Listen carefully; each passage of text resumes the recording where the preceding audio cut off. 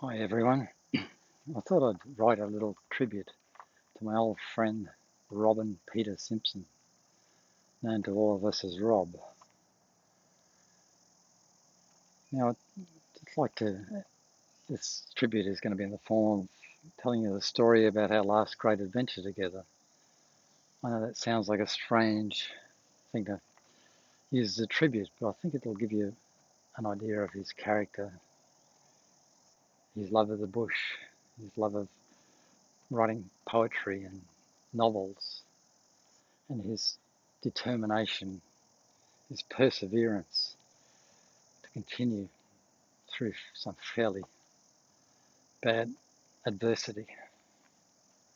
I'm sorry, this is all a bit ad hoc, so I'm a bit clumsy. I haven't prepared this background talk. Now, I met Rob in 1977 when we first started orienteering, and Rob did so much for orienteering over the next decades that he was awarded an Order of Australia Medal for his services to orienteering and outdoor education. But I'm not going to talk about orienteering. I'd rather talk about his love of the bush and his love of poetry and writing novels. Rob loved this Toohey Forest so much. This was his favourite spot in Toohey Forest. Rob was the president of the Toohey Forest Protection Society for quite a few years. And he loved this forest so much that he had names for lots of the trees. There's one big old tree down the hill here, which Rob said was the tallest and oldest tree in the forest. I don't know if Rob gave it a name or not, but I decided to call it the patriarch of the forest. Now, that's as a tribute to Rob, who was the patriarch of our Toohey Forest Orienteering Club. And my good friend Jeff, who was also a good friend of Rob, he organised this seat as a memorial to Rob with the Brisbane City Council. It took a couple of years of negotiation, but it finally got it done. Thanks very much BCC for finally installing it, and also thanks to Rob's son Scott Simpson, who had the plaque made for it, which I'll show you later. Now, Jeff organised an orienteering event to start and finish from this spot a little while ago, and Jeff's our resident mapping expert, so he made up a special map for the occasion. The best part about Jeff's courses were that he had all 3 courses visiting the old patriarch of the forest, and I looked, it was marked as a little green circle on the map, the only one, and I looked at this circle and I looked down at the description, the legend, expecting to see the usual distinctive tree in the legend, but it simply said the patriarch. And I was really chuffed when I saw that. That was a nice touch. Thanks, Jeff. Anyway, moving on. Rob also loved the Carnarvon Station and the Carnarvon National Park and the Carcamundi Park to the west of it. He wrote a novel called Cave Hill, which is based on a feature out in the Carcamundi National Park. And this book was all about a big adventure a whole lot of school children had, a misadventure. Probably based or inspired by the fact that Rob led an expedition of children out there in the mid-60s. But this expedition in his book was much larger, and they ventured into the Carnarvon National Park as well as Carcamundi and the Carnarvon Station, which is a little reserve. It used to be a grazing property, but now it's a nature reserve. Southwest of Carnarvon National Park and southeast of Carcamundi. Now, Rob had prostate cancer And he knew he didn't have much time left on this earth. And he told me the only thing left on his bucket list was to visit the Carnarvon station. Now, it's very difficult to visit this place because they have certain rules. You're not allowed to go in there without a high clearance four-wheel drive. And you must be prepared to stay for at least 2 or 3 weeks if it rains, because you're not allowed to drive out because there's black soil roads. So you've got to be prepared for that. And you need basic recovery gear as well. So I didn't really know what I was up against. So I agreed to take Rob into the Carnarvon station in my four-wheel drive. It took me a couple of weeks to set the car up.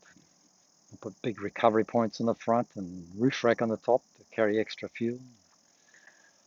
I had so much gear in the end. I think I took everything except the Jack Russell. And Rob, at one stage, was so dismayed by how much stuff we had, I think. He made the comment, I'm not going to be surprised by anything you bring out anymore. At the time, I pulled out an entire pumpkin, but I don't think he quite understood that we might be stuck here for 3 weeks bit. But I did surprise him on one other occasion in one of the little spring creeks we visited out there. And I pulled out a chair out of my pack, not to raise his eyebrows a bit. That's quite amusing. I'll laugh if that thing breaks, he said. Was the only comment I got. Okay, on the way to the Carnarvon station, I stopped as soon as we could to empty one of the jerry cans into the car to take the weight off the roof rack. This was about 10:30 in the morning. We finally got out to the station at 11:40 a.m.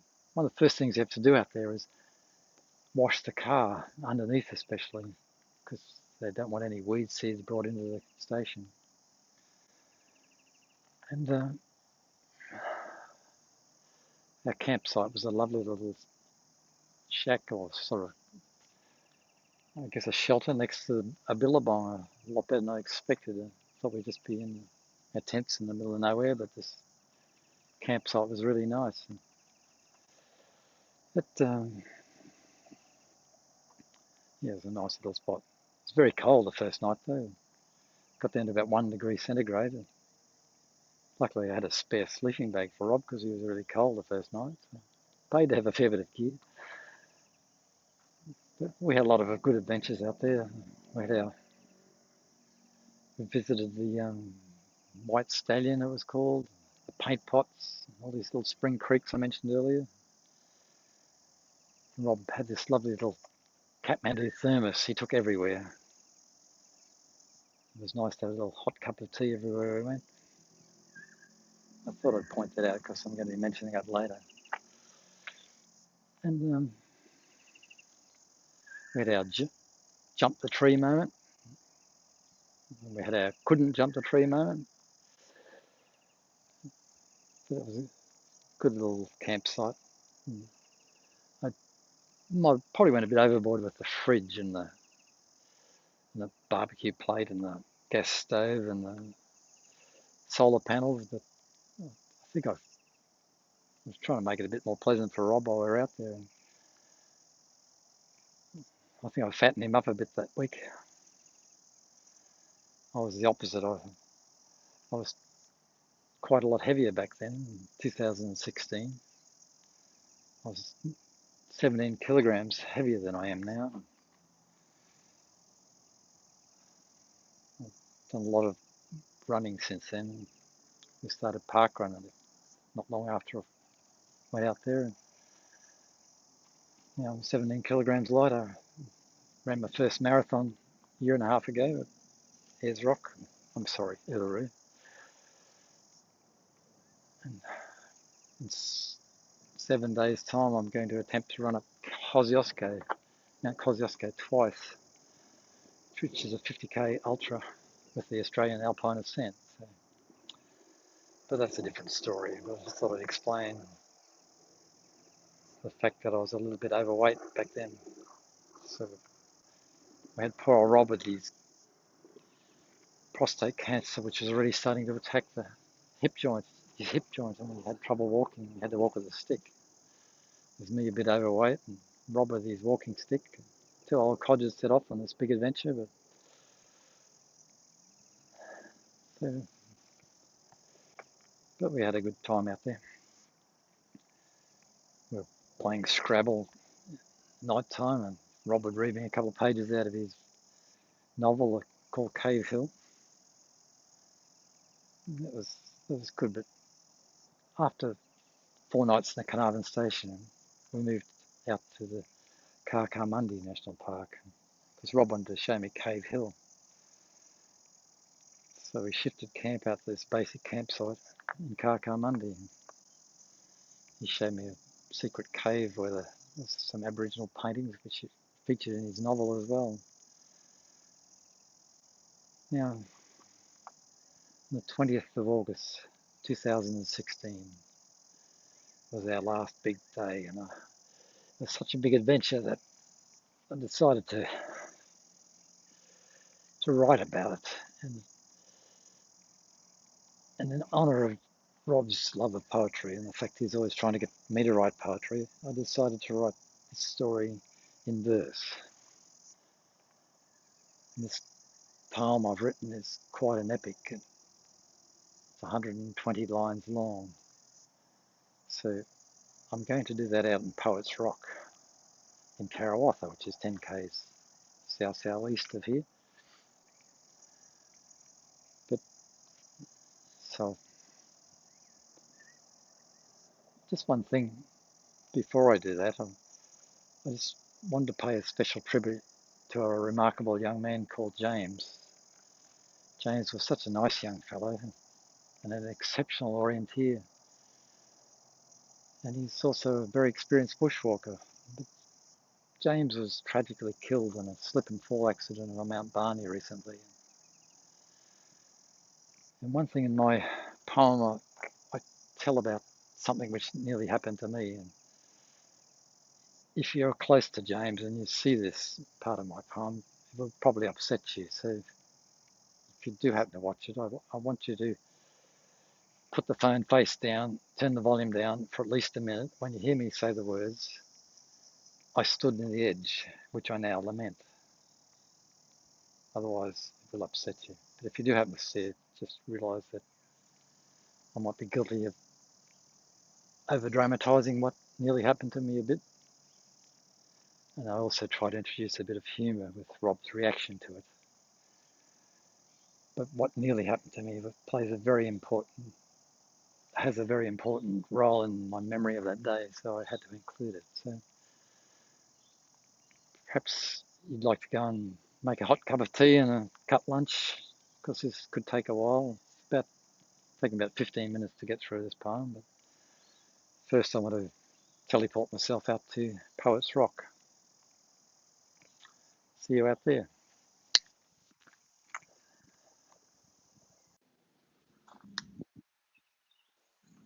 Hi everyone. I'm afraid I teleported myself a little bit further than Poets Rock. I didn't have time to do this poem before the Australian Alpine Ascent, which I managed to survive, by the way. So I've decided to do it down in Sydney, so my daughter and her hubby and our grandchildren can watch as well. So it's a little bit different. So it's not Poets Rock, but perhaps we can call it Poppy's Poetry Podium. Now, I'm actually wearing the same clothes that I wore on our big adventure, Rob and I together. As you can see, it's pretty baggy, but the exact clothes I wore. Same hat. I know it looks really dorky, but it keeps the sun and rain off me really well. This is actually Rob's hat that he wore on the adventure as well. I decided to bring it along as his representative. But first, there's a couple of things I want to show you before I start. I'll just sit Rob down there. I thought you might like to see the chair I spoke about. It's raised Rob's eyebrows quite a bit. Oh, sorry, that's not it. That's my granddaughter's teddy. Sorry about that. Here's a chair. That's all it is. We gave Rob a bit of a surprise. Here's one I've prepared earlier, so you can see what it looks like, just for fun. I'll give that to my family. Oh, just one more thing I wanted to show you. Sorry. Being a bit clumsy here. What's this? It's Rob's book.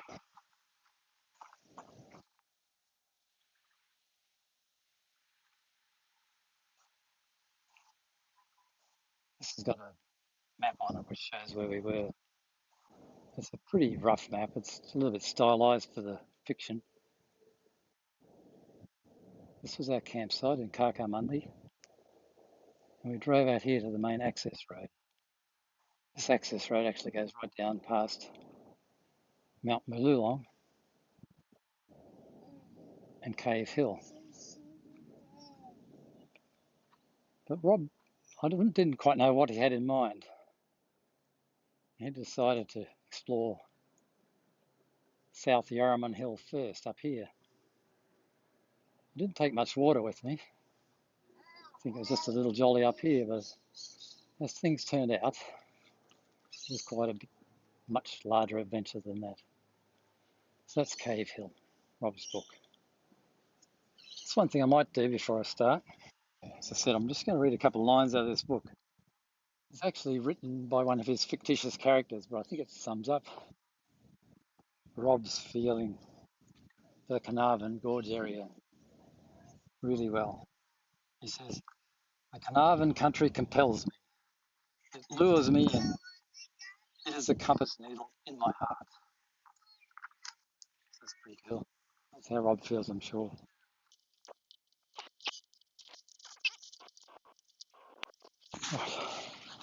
It's the same pack I wore on that day as well. 20th of August 2016, we set off. We drove out to the main access road, as I said, close to this little hill called South Yarraman Hill. And the big adventure started.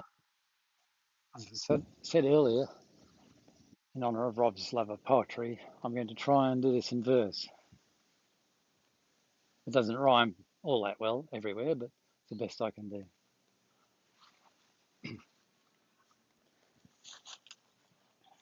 Might just have a drink of water before I start. Right. The name I've given to this poem is The Traverse from Hell.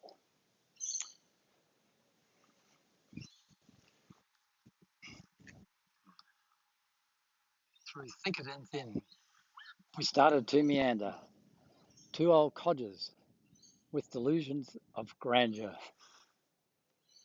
We climbed up to the summit of South Yarraman Hill, where the view from the top was really quite a thrill. Now, we only had a basic map in Rob's little guidebook. He said, "Let's go to Cave Hill. Here, come and have a look. It's just an easy traverse across the top of these creeks. It'll be just a doddle, as we'll avoid all the peaks."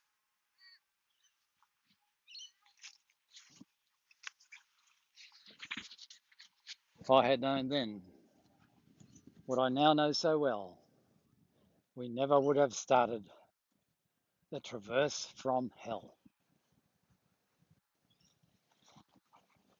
The thickets grew thicker. We nearly had to bail, but I found a way through by following a pig trail.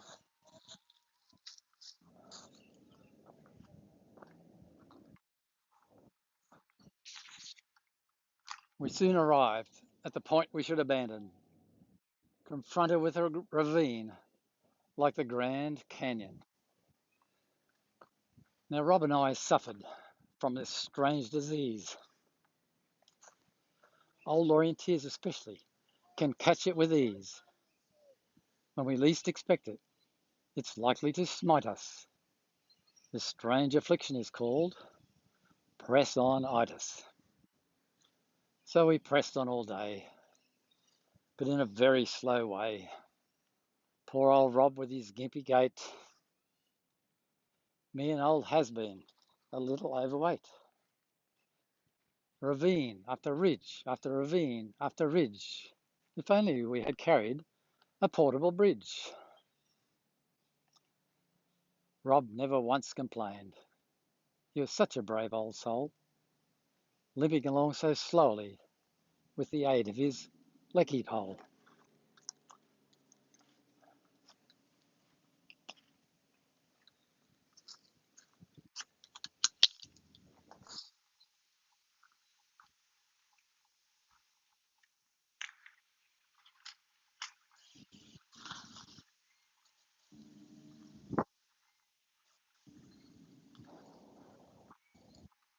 By now, we're only suffering delusions of adequacy, but still lured on by the monolith in all its majesty. That's Mount Malulong, standing tall and proud, taunting us all day to say out loud, "Come on, you old codgers, don't be so morose. Just a couple more ravines. You're getting really close." But I was really starting to worry, as Rob just could not hurry. At the bottom of a canyon, I'd started to despair. Rob's little thermos really saved the day, I swear.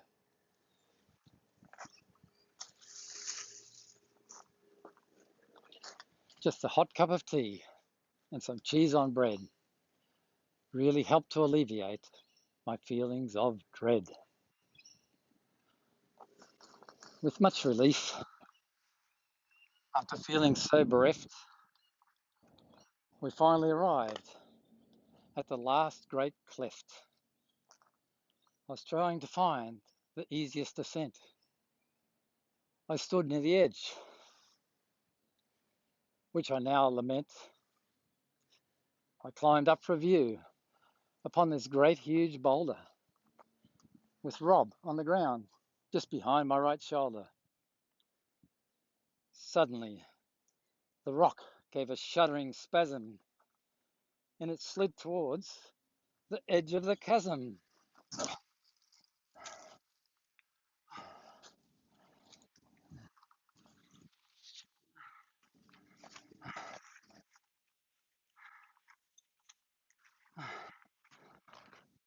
"Oh, darn," I said, as I thought I was dead. I knew I was in strife, but I leapt for my life. With a thunderous rumble and a resounding crash, finally, the murderous missile had done its dash. And as the echoes died down after that calamitous cacophony, I looked up at Rob, expecting a little bit of sympathy.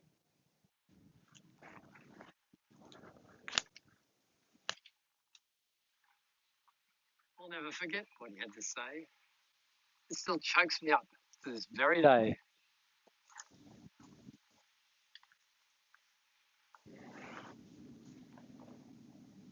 He looked over the edge and studied the carnage. And he said to me, after he turned around,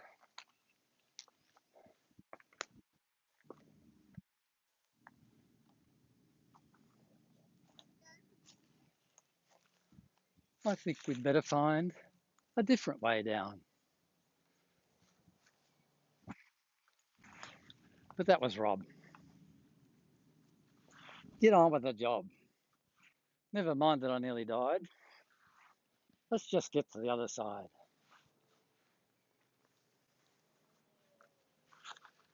You would have been in trouble if I were lost in the abyss, as our emergency beacon, the EPIRB, was in this, our only form of communication, with no coverage for our phones. Would have been all mixed up with. all the sticks and stones. Sorry, Rob.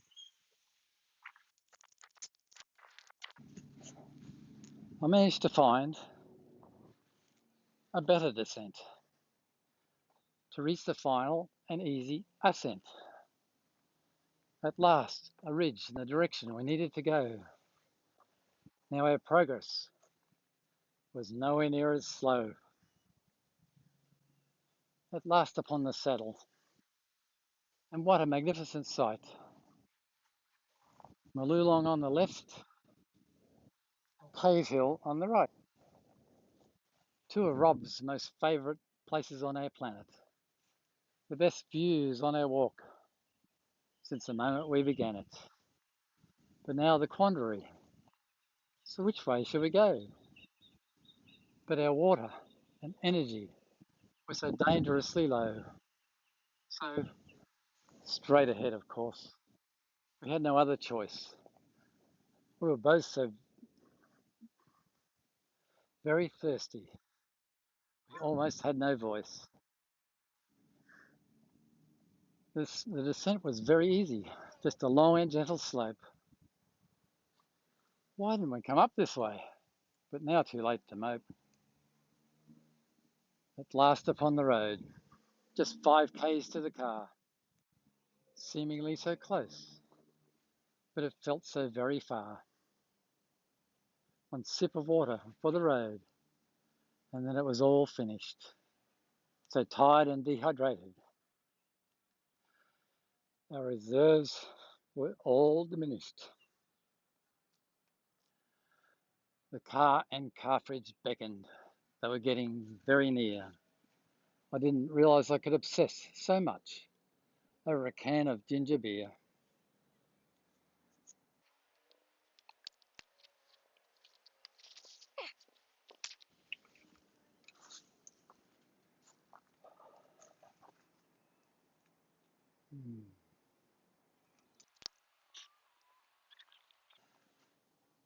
At the car at last, we thought our day was done. But Mother Nature thought she'd have a bit more fun. A big black cloud formed in less than a minute. Thunder and lightning and rain were within it.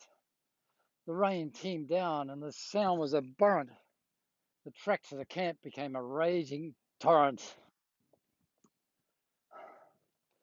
Back at the camp, with the car all covered in sand, we were suddenly presented with a sight so grand.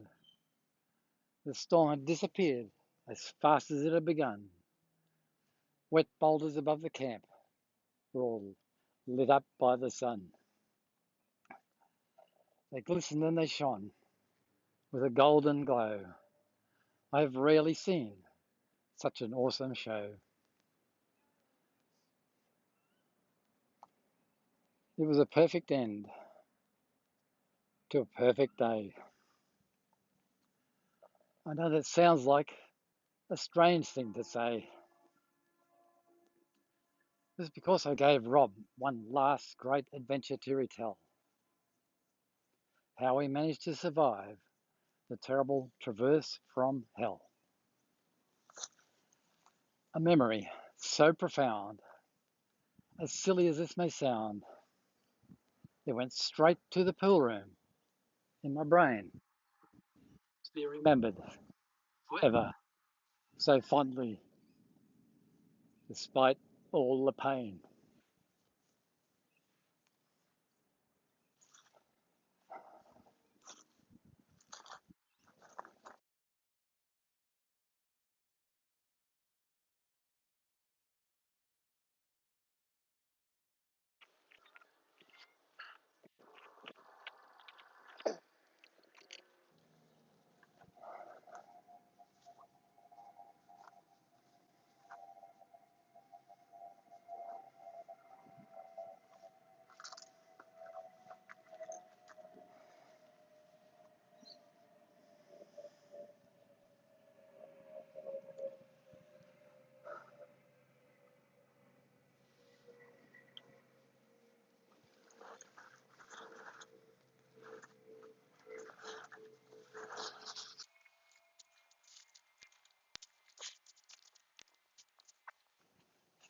3 years later, we had a great sequel, a special adventure, which has had no equal. My good friend Jeff and I went back with Rob to return to those mountains, to finish the job. Jeff and I were there on a very special quest, as Rob was very particular about his places of eternal rest. I'm just so proud we managed to honour his last request.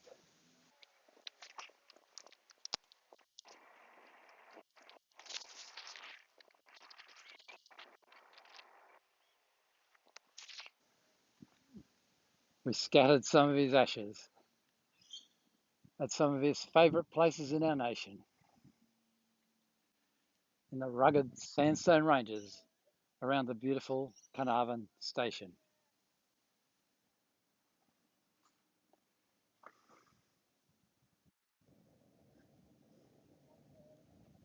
Rest in peace, old friend.